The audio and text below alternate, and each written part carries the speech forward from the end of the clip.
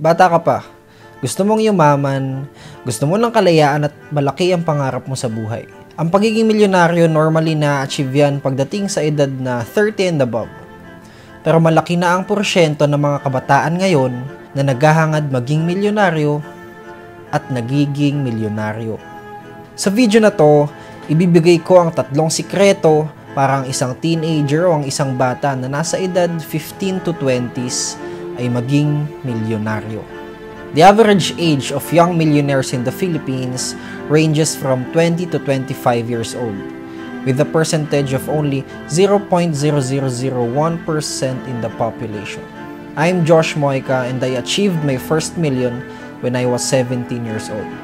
And I was the first person in my family to become a millionaire.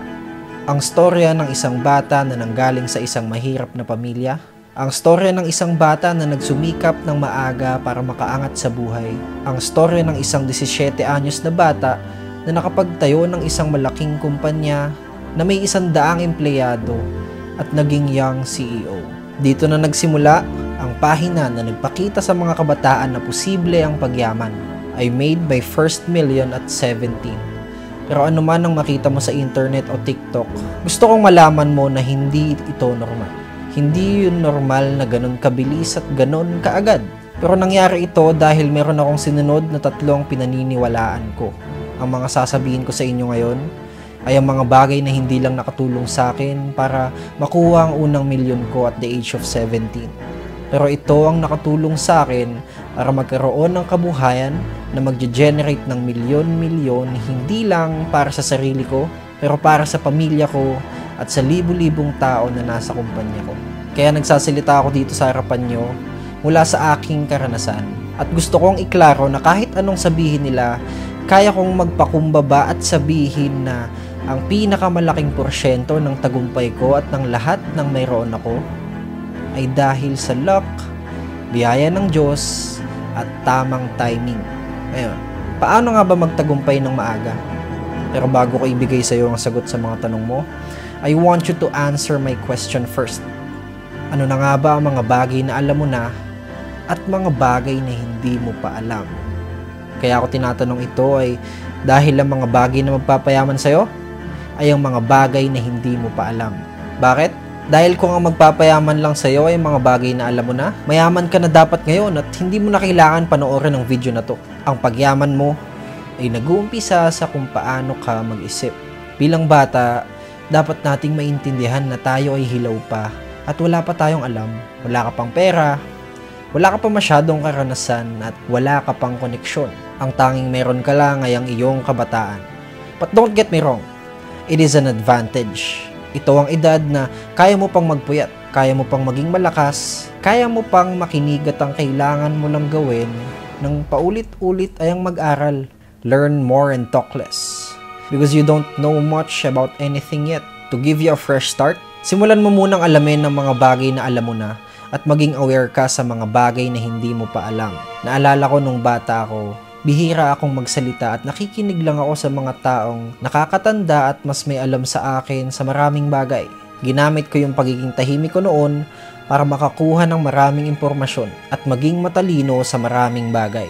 Nag-aral ako ng nag-aral hanggang dumating sa point that I am capable enough. I didn't have much opinion as I knew that I was too young. Napapansin ko ngayon ng daming kabataan sa panahon ngayon ng masyadong maraming opinion sa politika, babad sa Twitter at bumuboses sa internet kung paano nga ba talaga mamuhay ng tama. Dito sa mundong to, samantalang yung mga totoong milyonaryo, sila ang namumuhay sa buhay na hangad nila. Tandaan natin na bilang bata, wala pa tayong bilang sa mundo until such time that we turn ourselves into something. It is a long process. It takes time. So shut up and you should be too busy learning. Ngayon, alam mo na yan, let's get started. Pinag-isipan kong mabuti kung ano ba talaga ang ginawa ko. I wanna be specific and simple as I could be para mas maintindihan nyo. Let me share the tips that works for me and it will definitely work for you. Number 1 tip, manap ka ng tao na gusto mong tularan. Yung tao na iidoluhin mo, yung tao na mayroon ng mga skills na gusto mong matutunan. At yung tao na mayroong buhay na gusto mo. Pero hindi mo eksaktong kokopyahin ng tao ngayon. Piliin mo lang yung mga katangian na gusto mo at mga bagay na mapapakinabangan mo.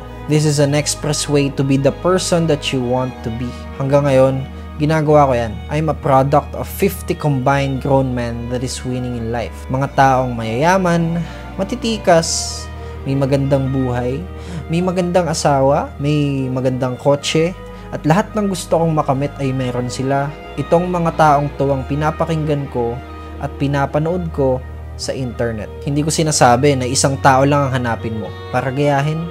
Look up to different people with different traits and absorb all the traits that is good for you and positive for you to build your ideal self. Paano mo gagawin yun? So hear this. Imagine you are a character in a game called life. Napakaraming traits, skills at knowledge na dapat mong makuha. At mahirap para sa isang bata ang makuha ang lahat ng ito. You need to start leveling up your mentality, spirituality and physicality, just like a video game character. You then start ticking all the boxes of traits, skills and knowledge that you want from different people to become the character that you want to be. Kung gusto mo maging magaling magsalita, makipag-usap ka sa kilala mong pinakamagaling magsalita. Kung gusto mong maging matalino mag-isip, matuto at makinig ka sa mga kilala mong matalino mag-isip. At kung gusto mo naman ng magandang katawan, magpaturo ka sa taong may disiplina sa katawan. Ngayon, kung gusto mong gumaling sa negosyo, makinig ka sa taong kilala mo na matagumpay sa larangan ng negosyo. Trabaho mo na hanapin sila para maturuan ka nila. Don't get it twisted. Huwag mong babaliin. Tanggapin mo na bata ka, wala ka pang bilang sa mundo at kailangan mong gawin ay makinig.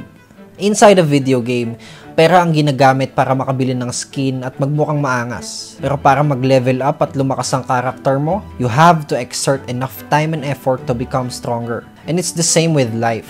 Once you decide what you want to be, you need to work towards it. There's no shortcuts. Just like a video game skin, fancy clothes and material things are nothing if you don't have the right mindset and skill set. Kaya nga may tinatawag tayong skinner nga, kaso mahina naman, di ba? Kaya gaya ng paborito mong laro, ang laro ng buhay ay isang kompetisyon. Palaging mayroong taong mas magaling at mas matalino sa'yo. Palaging mayroong naglalaro para subukang talunin ka. At palaging mayroong kakumpetensya. That is also why people who always work harder are going to win. And that's the game. Yun ang laro at kailangan mong magsipag at bumangon araw-araw upang manalo. Yung mga taong pinakamasisipag ang palaging makakaabante at magtatagumpay sa buhay. So to sum up the first tip, kung gusto mong makaabante sa buhay, hanapin mo yung taong magtuturo sa iyo kung paano ang paano. At kung gusto mong maging batang milyonaryo, humanap ka ng tutularan mo. That is the fastest way. So let's move on to tip number 2. Good mindset. As a young individual, our mindset is the most important thing for us to be able to achieve our goals. Naniniwala ako na ang pinaka-importanting bagay lang na kaya mong gawin bilang tao o bilang lalaki ay kontrolin ang isipan mo. Dahil magiging madali na ang lahat. Madalas akong tinatanong ng mga tao kung, Josh, paano ka nakakapag-focus sa negosyo kahit na bata ka pa? Napakarami mong tukso. May party dyan, may laro dito, may mga barkada ka pa na sumasama sa'yo. Madali ang lahat kapag kontrolado mo ang isip mo. Life is easy when you can control your mind. Kapag nagdesisyon akong magtrabaho, gagawin ko. Pwede akong magpahinga. Pag napagod ako, pero sa lahat ng pagkakataon, ginagawa ko ang lahat ng bagay na sinabi kong gagawin ko. Alam nyo, aware naman tayong lahat kung ano yung mga bagay na dapat nating gawin. Aware tayo. Sadyang, kukontrolin mo lang yung isip mo o hindi. Pero meron pang isang mindset na sinasabi sa ating mga kabataan na masasabi kong hindi tama. The dumbest mindset that young people got told, o ang pinakamaling mindset na sinasabi sa ating mga kabataan na kapag nasa 18, 19, 20s ka, dapat nagsasaya ka lang. You're supposed to be having all your fun. Dapat lumalabas-labas ka na, pumaparty-party ka lang, and do all that fun stuff. Kasi ito daw yung edad na you have the most freedom. It's when you don't have as much responsibility. Kaya pumarty ka lang, maglaro at magsaya. You know, for me, that is bullshit. Kalokohan yun. Why? Para sa akin, kung bata ka pa, that is when you can do the most. When you can work the hardest. Kung saan ito yung panahon na dapat basic ang mag-aral ng maraming bagay para sa tagumpay mo. Hindi ito yung panahon para magsaya. This ain't the time to have fun, kid. Hindi. Dahil alam mo kung ano yung totoong fun, And I'm already feeling it. The real fun is maximizing your skills, getting rich, and having the freedom as early as possible para makapag-enjoy ka for the rest of your fucking life. Kung magkakaroon ka ng ganitong mindset na handa mong isang tabi yung mga panandali ang saya para sa pangmatagalang tagumpay, uunlad ka. Just give it some time and focus your energy on spending it on the right things, with the right people, and you will have more opportunities than ever before. The mindset that I have is the result of my ever-curated environment. Kung hindi mo babaguhin ang mindset mo ngayon, tanggapin mo na ngayon pa lang na kinalimutan mo na agad yung mga pangarap mo. Takot ka mag-risk dahil baka mag-fail ka? Ano naman? We are still young. We have all the time in this world to succeed. Enough with what ifs and just start doing today. I do everything exceptionally. Ang mindset ko, lahat ng gagawin ko ay magdidigta sa kinabukasan ko. Kaya kailangan kong galingan. Mapanegosyo, relasyon, pakikisama at even the tiniest basics of life. I want to do things excellent. I want to do things exceptionally well. The best that I can to achieve the best results. Let me share the default mindset I have. I have this early success because my default setting is bravery. I look for any chance to test myself. Kapag hinahamon ako ng buhay, nai-excite ako. Kapag wala namang thrill, naboboard ako. Anything in life is boring except excellence. I cannot sit down and relax. I also do not enjoy watching TV and playing games. My relaxation is raising my car and taking my family to fancy restaurants. My relaxation is solving problems. I relax by working with my brothers and thinking about how to make the world a better place. I've programmed my mind to where relaxation results in absolute growth and success. Alam nyo, you must know that to be able to succeed, you must learn to separate yourself from your distractions. At hindi yun madali, pero kailangan mo yung gawin. At kapag nagawa mo na, doon ka lang makakapagtrabaho ng totoong may resulta. My default setting is work. Ano man ang tagumpay na makamit ko, nagtatrabaho pa rin ako. Dahil ito lang ang tanging paraan para magkaroon ako ng kakaibang buhay. Hindi ka pwedeng magtagumpay kung gumagawa ka ng mga bagay na hindi para sa tagumpay. Hindi ka magkakaroon ng kakaibang buhay kung susunod ka lang sa ginagawa ng iba. I-check mo yung paligid mo. Tingnan mo kung sino ang taong nasa tabi mo. Makakasama mo ba yan sa tagumpay? O baka tamad yan at yun ang nagiging problema. You're surrounded by lazy people who are not built for success and greatness. Tandaan mo that you can't dream big enough if you're hanging around with little thinkers. So you have to isolate and focus on your personal growth. Nahahawa ka kasi, kaya hanggang ngayon, nandyan ka pa rin. Masakit man ang sinasabi ko, pero maybe your mind is broken and you have to fix it. You will never achieve what I have achieved in my younger years until you program your mind. Ang tumbok lang ng lahat ng ito ay dapat magkaroon ka ng mindset na naaayon sa kung ano ang resulta ang gusto mo. It's either we choose to suffer now and reward ourselves later. It's either 5 years of sacrifice or 50 years of struggle. It's either you pay the price now so you can pay any price later. Fix your broken mindset because it is the only thing that you can control that will lead you to early success. So let's move on to tip number 3. Learn to listen. Bata pa tayo. All we have to do is listen. Kanina sinabi ko na sa inyo na humanap kayo ng tutularan nyo because that is the fastest way to success. Life hack yun. Pero hindi mo magagawang tularan sila kung hindi ka marunong makinig. In the game of life, there will always be a king and a pawn. At kapag nagsisimula ka pa lang, you have to be a pawn at first. At kapag nagawa mo na, sige, tsaka ka na magiging king.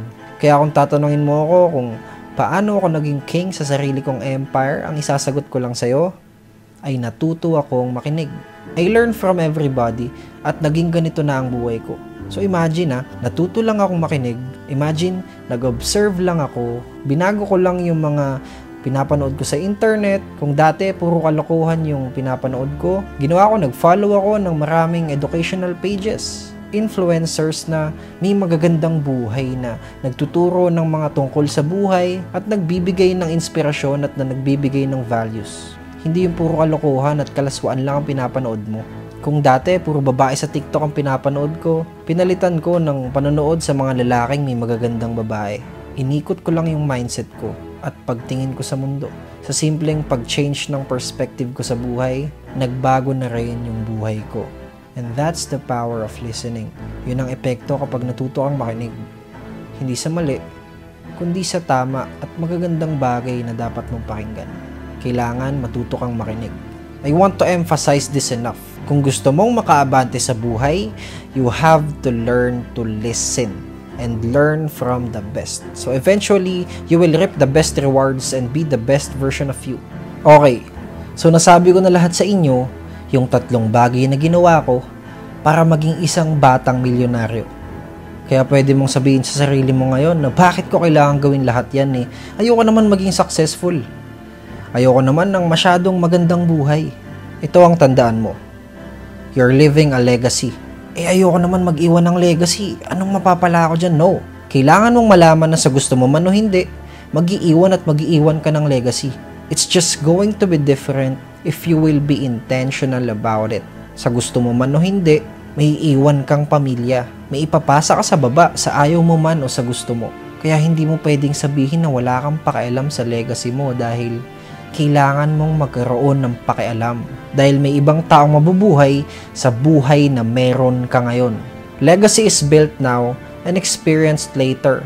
Kaya kung mag-iiwan ka ng magandang legacy, dapat sinisimulan mo na ngayon. Dahil mas maaga kang makakapagsimula, mas maaga ka ding makakatapos.